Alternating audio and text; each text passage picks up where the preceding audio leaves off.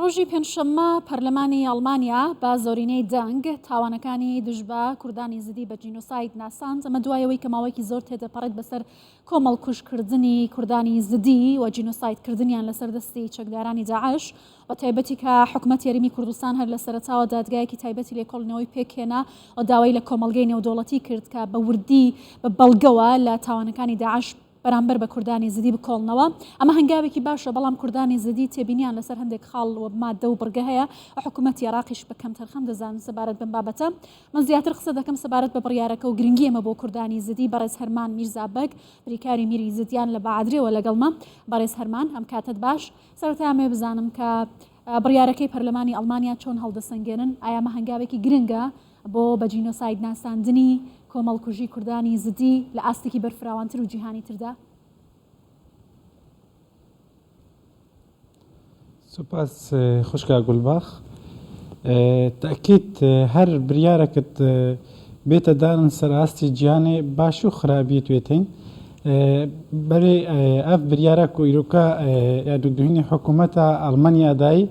نەبەس یانکو حکوومەتە ئەڵمانیا بتنێ دایەک بتر بارا بتریە وڵاتی مەزنێ جیهانێ داینە سێزدە وڵاتە دای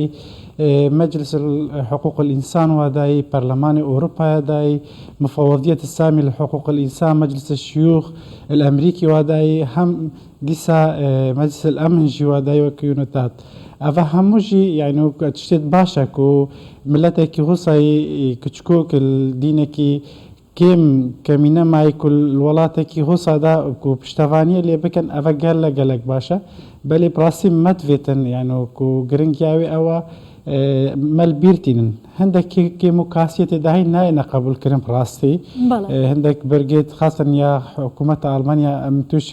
توشي قرفتت مازن كريم بلي فيت أوجي دوا داتشونا كيشي توان وي خالد بكن يعني براستي دي بتا إشكالك مازن القلمة نايتا قنجاندن دانا بتا وكي توهنجفينا كي بدا بلاتكي توهندك جحريتي كي براستي أو تشتناي تقبل كرن بلي مدفيت ما بين اختيارات دانا هلن ما كاري خوب بكن اختي كاري بكن زوترين واخد بينا واقعي نبلا وكي افولاتي دي تربت بصديت صالا بتنشنغو ايزدي تحمل يا في چندنا كان شنغو وقتكي نيزيك في شارع سري بديتنا من حكاب قارن قال حكومة عراقي بمقفي يعني وكو فشارك سر حكومة عراقي بكن كو حكومة عراقي هاريكاريا في خلكي بكتن دا اف خلكي بقارة بزفرة براستي بهما هنجي قال حكومة هريما كردستاني قال منظمات الدولي وان باشە لەو ڕەشنووسە بیست خاڵیەی پەرلەمانی ئەڵمانیا جگەلەوەی کە داوا دەکات کە ئەم کۆمەڵکوژیە بە جینۆساید بناسێنرێت، داوا لە حکوومەتی ئەڵمانیا دەکات کە پاڵپشتی دارایش ئاوارەکان کات بگەڕێنەوە شوێنەکانی خۆیان. حکوومەتی عێراق لێرەدا چه ڕۆڵێک ئەگەێرێت کە بەرپرسیارەتی سەرەکی دەکەوێتە سەر حکوومەتی عێراق؟ ئایا بەپێی پێویست هاوکاری کردوون؟ تزانێ هەکە بێتن حکوومەتە عێراقیژی وەکو حکوومەتە ئەڵمانیا کو داخوازش حکوومەتە خۆ کری هاریکاریە بکەتم بۆ ئاوارە هەر دیسە دەتڕێکە حکوومەتە عێراقی دابتن توێت بینی ئەبەش 2003 وەرە هەتا ئیرۆکە میزانیە حەقێ خەلکی شنگارێ ناگەهتێ دەچاوە منەظماتێک پارێکی ورەکە دێگەهتێ بەری چەند ڕۆژەکە مبادرەک وهەی لە شنگارێ بژن بارەت درە نادیە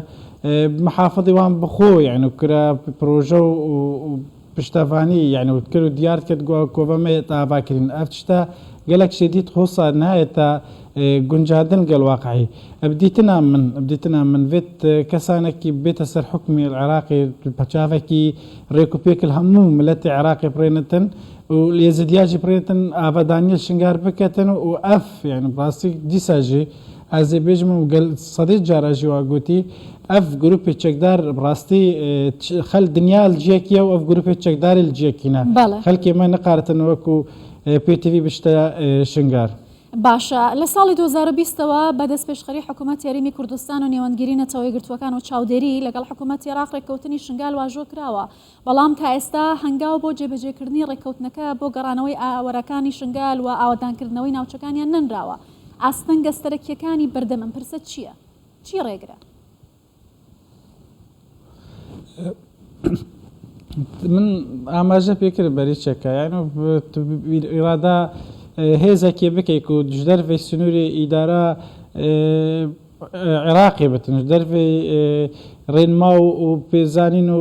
بریارێت حکوومەتێ بتن سەربەخۆ بێتنش خێر جیب کەفتە نافواندا ڕۆژانە توێت بینی ئەز سەر قەناتەوە ئەس داخوازیەکێ یان و یە براتی ئەس ملەت مەتکەمش گەنجێت مەتکەم ئەسیڤیت کەم یان و نەبوو چوو گروپا چوو ئەحزابێ سیاسی چوو هەر کەسێک بتن ڕاستی ئێزدیاتی دینێکی مسالم خێر و بەرەکەت وێ کوێ دنیای داهاتیە ناسانە خەلکێکی عاتیفەتە ئینسانی گەلمەت کرد بلا بەس فێری ئەرهابێ و قەتلی دکێ خەلکی خۆکوژی یعنی بڕاستی ئەvە چەند سیناریۆت و دیکۆمنت و تشت و چێکردن ڕاستی خەلکێکی ورد کە تە نافمەدا بلاوێت شتی بهێلن ڕاستی گەنجێمە بلا بتری شیار بتن گەنجمە بتر یەک ڕێزیا خۆ پارێزتن بتر هزری خۆ بینتە سەرێ خۆ بەڵێ بەڕێز هەرمان وەکی دیژی میرزاباگ ئەڤەیە فەرموو دیارە کوکی ئاستەنگت وێ چەندێدا ئەو ئاستەنگینەژی هیویدارین بێتە چارە سەرکردن بزووترین وەختژی دەولەتێت ئەقلیمیژێم داخوازێککە ئینسانی ژێتکەین بەس دەستی خۆ خستنە شنگار بەتر ئالۆزکەن بەڵێ بریکاری میری زیدیەکان بەڕێز هەرمان میرزاباگ لە بەعادرێەوە لەگەڵ کوردستان 24 بووی زۆر سپاس.